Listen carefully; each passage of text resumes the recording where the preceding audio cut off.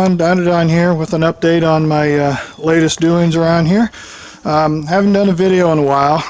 Been pretty much struggling with the weather around here, as you can see.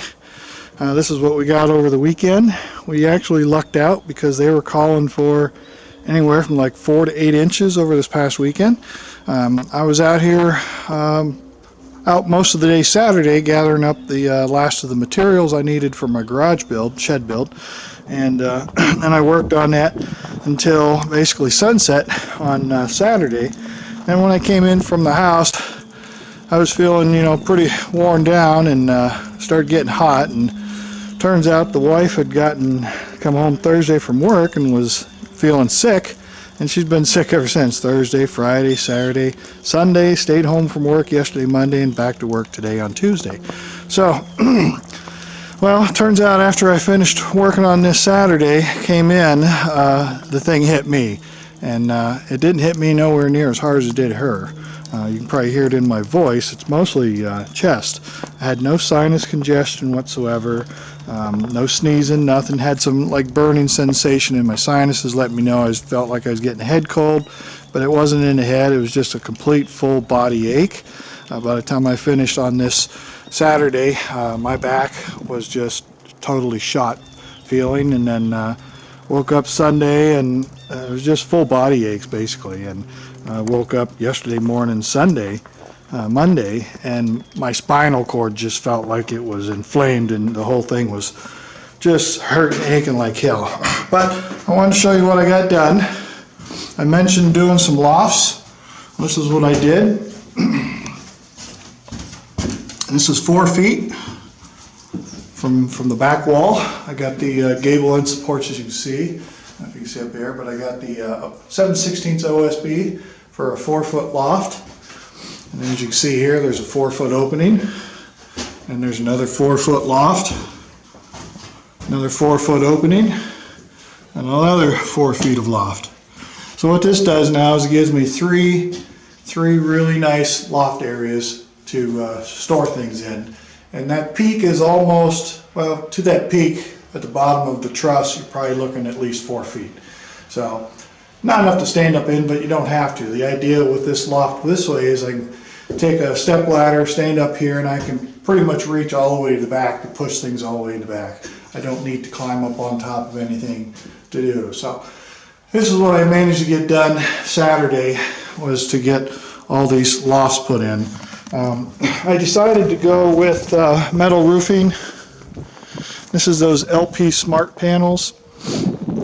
These things are like $44, $43 a sheet, and they're only 3/8 inch thick. They're already in a primer, which should be okay for the winter. It needs painted, but I'm not going to be able to paint it. It's just too cold for paint.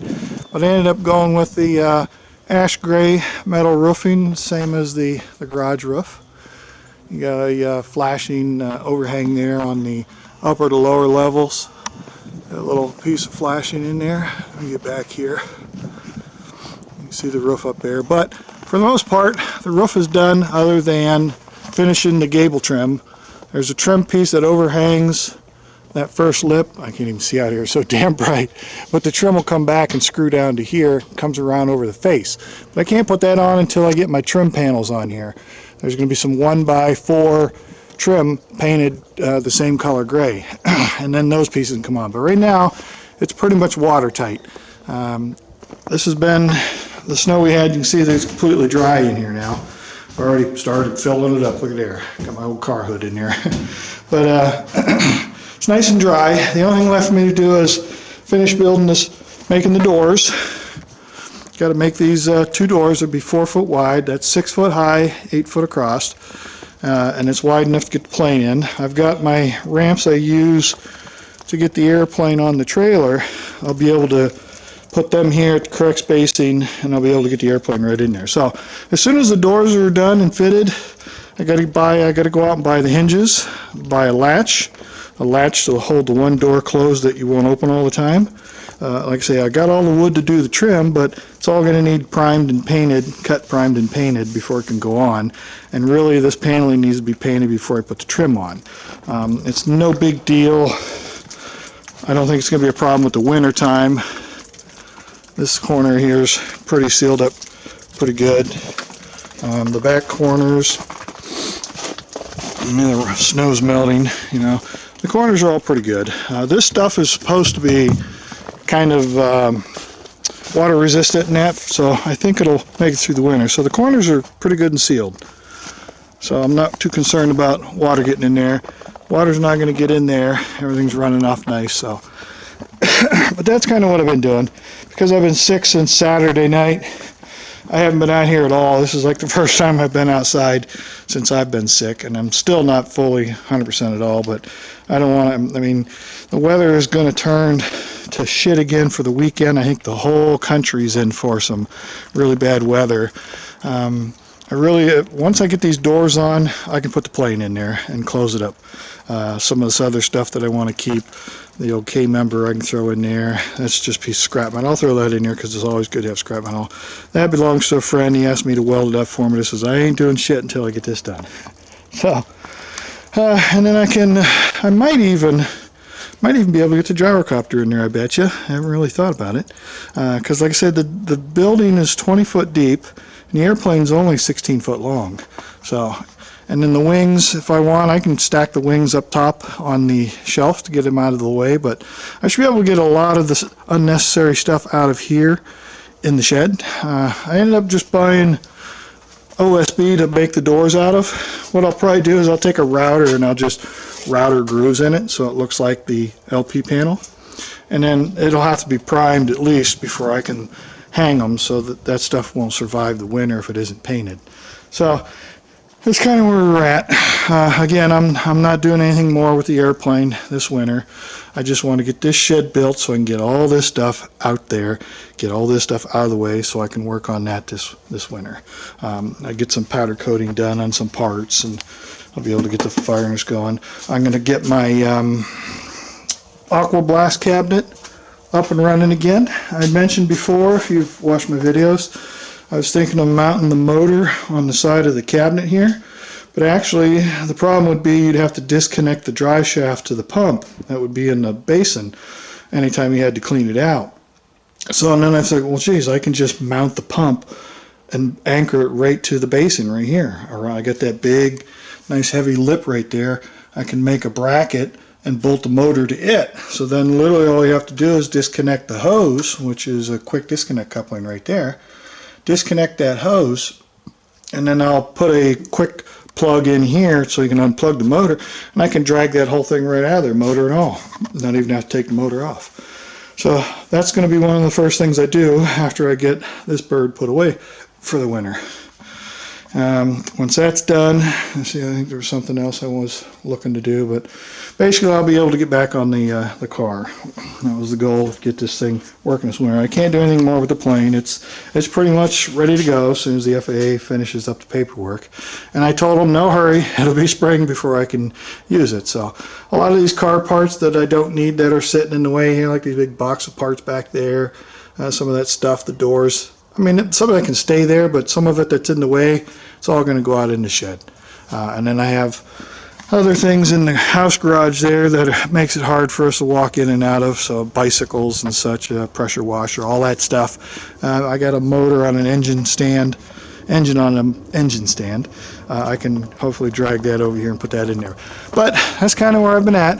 The metal roofing I bought last Monday, a week ago yesterday. Tuesday, I was able to sheet that whole side in Tuesday. Remember, folks, I'm doing this all by myself. I have absolutely no help. And then Wednesday, I was able to finish that up, get the ridge vent on, and I did all that myself. So that was Wednesday. And then Thursday, Fridays, I do my Uber driving because I'm home. I'm gone most from the afternoon on. And then Saturday, I went and bought the last of the materials and finished up the loft area. And I had to finish closing up the gable ends, putting all those braces in and such. So the only thing left to do is, like I said, is the trim on all the corners, around the doors, around the gable ends. Put the last of the metal flashing on, which I can show you real quick. It's just sitting right here. Here's the trim. This is the metal trim. Heavy stuff. This lip on the right side is what sets on the roof, and this is what will over flash this stuff here. So something like that. And this will be the same color as I can get it. I'm just going to go with a exterior latex. This stuff is actually what we call work southern yellow pine, or just yellow pine, but it's pressure treated. It's made for above ground use. So since I was going to go with a wood trim and I saw this stuff was actually pretty cheap. It was only $3-4 for 10 footers. And because the walls are 6 foot, I can cut off 6 foot, got 4 feet left, and each one of those sections of the roof are basically 4 foot sheets. You know, the pieces up there, if I can see, that's 4 foot, that's 4 foot. So when I cut the 6 foot pieces to put on each corner, the cutoffs, 2 pieces for this corner, 2 pieces for that corner, leaves me with 4 pieces. 4 pieces will do each gable end, front and back. And then the rest of it's for trimming around the door here and trimming around each door itself. So I can kind of give you, I think my brochure's out here somewhere. I was looking for it yesterday in the house and I forgot I brought it out here. But of course I don't see it. So last time I had it, it was sitting up here. Oh, here it is. There it is. Got moved over there. Sorry, folks. But this is what I'm shooting for. This look. So, again, this is 6 foot, and then these are 4 foot, 4 foot.